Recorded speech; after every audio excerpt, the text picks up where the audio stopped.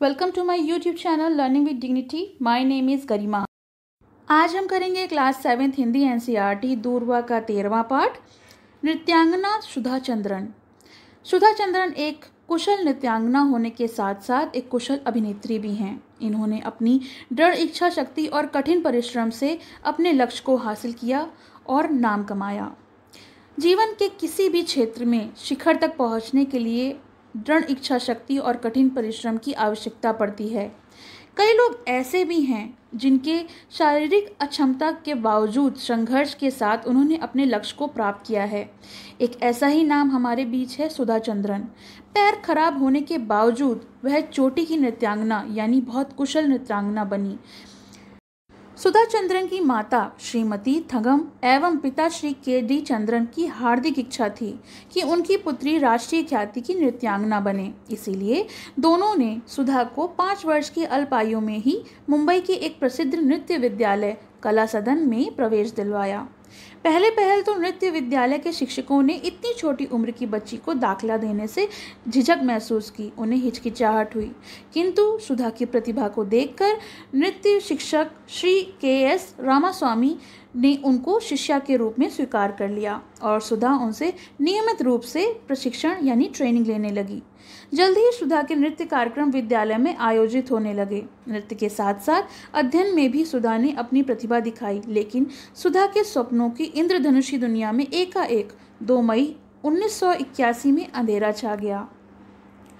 2 मई को तिरुचिरापल्ली के मद्रास जाते समय उनकी बस की दुर्घटना हो गई। इस दुर्घटना में सुधा ने बाएं पांव की एड़ी टूट गई और दायां पांव बुरी तरह जख्मी हो गया।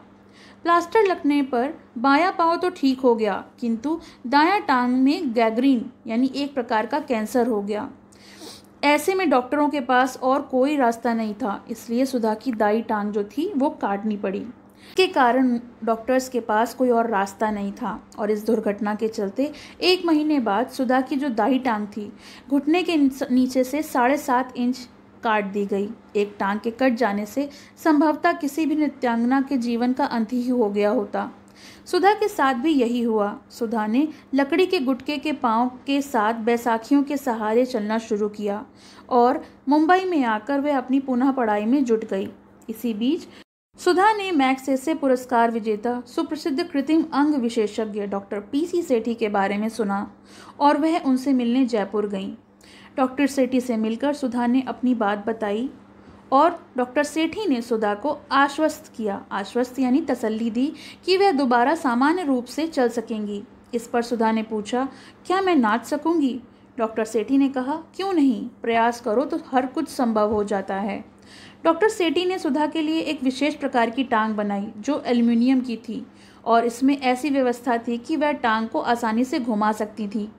सुधा एक नए विश्वास के साथ मुंबई लौटी और उसने नृत्य का अभ्यास करना शुरू किया, किंतु इस प्रयास में कटी हुई टांग से खून निकलने लगता। कोई भी सामान्य व्यक्ति इस तरह की घटना के बाद दोबारा नाचने की हिम्मत नहीं करता, किंतु सुधा ने हिम्मत जुटाई। वो साधारण मिट्टी की नहीं बनी थी, उनके संकल्प जो थे वो दृढ़ थे, इसीलिए वो आगे बढ़ी और उन्होंने प्रयास किया। जल्द ही उसने अपनी निराशा पर काबू पा लिया और अपने नृत्य प्रशिक्षक को साथ लेकर डॉक्टर सेठी से पुनः मिली यानी दोबारा मिली। डॉक्टर सेठी ने सुधा के नृत्य प्रशिक्षक से नृत्य हेतु पांव के विभिन्न मुद्राओं को गंभीरता से देखा और परखा और एक नई टांग बनवाई जो नृत्य के विशेष जरूरतों को ध्यान में रखकर बनाई गई थी। टांग लगाते समय डॉक्टर सेठी ने सुधा से कहा, मैं जो कुछ कर सकता था मैंने कर दिया, अब तुम्हारी बारी है। सुधा ने पुनः नृत्य को अभ्यास करना शुरू किया। शुरुआत बहुत अच्छी नहीं रही। कटे हुए पांव के ठूंठ से खून रिसने लगा, किंतु सुधा ने कड़ा अभ्यास जारी रखा। जो उनका कटा हुआ पांव था, नाचते वक्त उनके उसमें से खून निकलने लगता था, लेकिन उन्होंने हार नहीं मानी। कठिन अभ्यास के साथ सुधा जल्द ही सामान्य नृत्य मुद्राओं को प्रदर्शित करने के लिए सफल हो गई। 28 जनवरी 1984 को मुंबई के साउथ इंडियन वेलफेयर सोसाइटी के हॉल में एक अन्य नृत्यांगना प्रीति के साथ सुधा ने दोबारा नृत्य के सार्वजनिक प्रदर्शन का आमंत्रण स्वीकार कर लिया। सार्वजनिक प्रदर्शन यानी सबके सामने नाचना। एक दिन सुधा यह ज़िंदगी में संभवतः सबसे कठिन दिन था, क्योंकि इस दिन उनको सबके सामने टांग कटने के बाद अपने नृत्य का प्रदर्शन करना था। उस दिन से भी ज़्यादा जबकि उसका पाँव काट दिया गया था, क्योंकि जिस दिन पाँव काटा था उस दिन वो निराश थी, लेकिन आज उन्हें अपने प्रदर्शन को सफल बनाना था। इसी कारण ये दिन उनके लिए कठिन था। सुधा का यह प्रदर्शन बेहद सफल रहा। चहेतों ने, यानी जो उनको पसंद करते थे, उसे देखते ही देखते पलकों पर उठा लिया और रातों रात एक ऐतिहासिक महत्व की व्यक्तित्व हो गई। उसकी अद्भुत जीवन यात्रा से प्रभावित होकर तेलुगु के फिल्मकार ने उसकी ज़िंदगी के आधार पर एक कहानी लिखवाई। मयूरी नाम से ये तेलुगु फिल्म जो बनी, उसके पात्र को सुधा ने स्वयं पर्दे पर जीवंत कर दिया, यानी उसको बिल्कुल ऐसा कर दिया जैसे कि वो सच में है। फिल्म को अद्भुत सफलता मिली और इस फिल्म के अभिनय के लिए सुधा को भारत के 33वें राष्ट्रीय फिल्म समारोह के विशेष पुरस्कार प्रदान किया गया।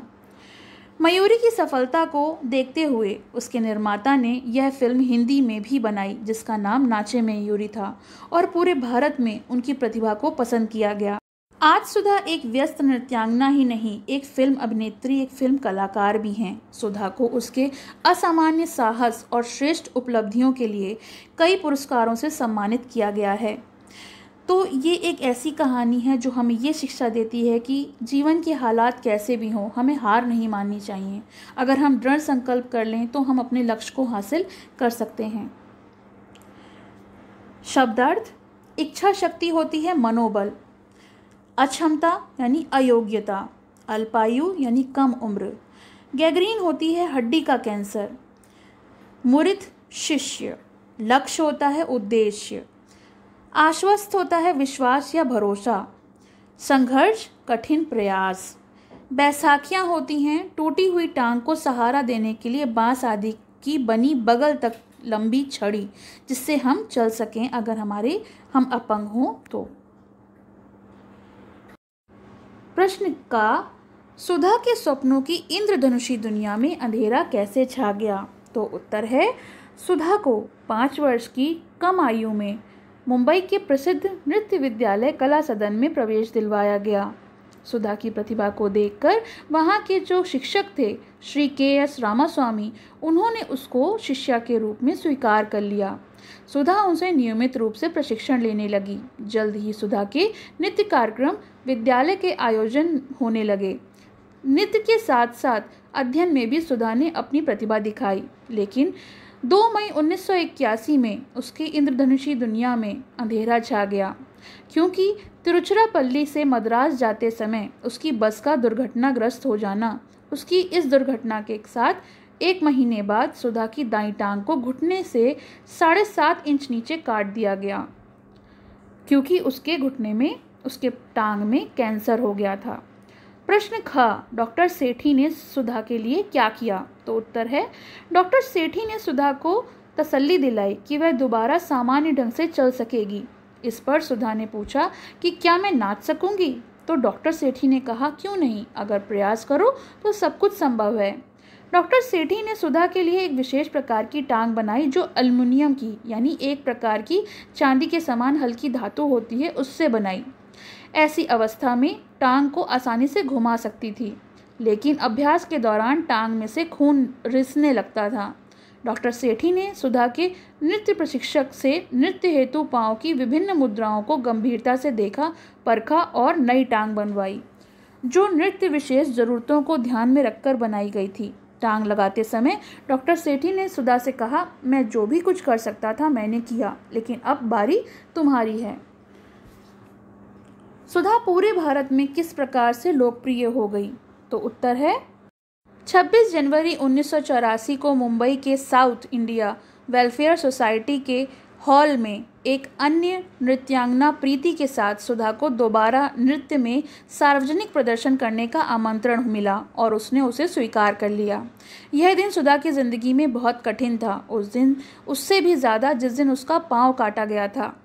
सुधा को यह प्रदर्शन बेहद सफल रहा और उसके जो चाहने वाले थे, जो उन्हें पसंद करते थे, देखते ही देखते उन्होंने उसको पलकों पर उठा लिया। प्रश्न 2, विलोम शब्द: आशा का निराशा, कठिन का सरल, आदर का निरादर, अंधेरा उजाला, आकार होता है निरंकार और इच्छा होता है अनिच्छा। तो ये प्रश्नोत्तर हो गए। आपको कैसे लगे कमेंट सेक्शन में मेंशन करिए और पसंद आए तो लाइक का बटन ज़रूर दबाइए। पसंद आया हो तो लाइक करें, शेयर करें और चैनल को सब्सक्राइब करें।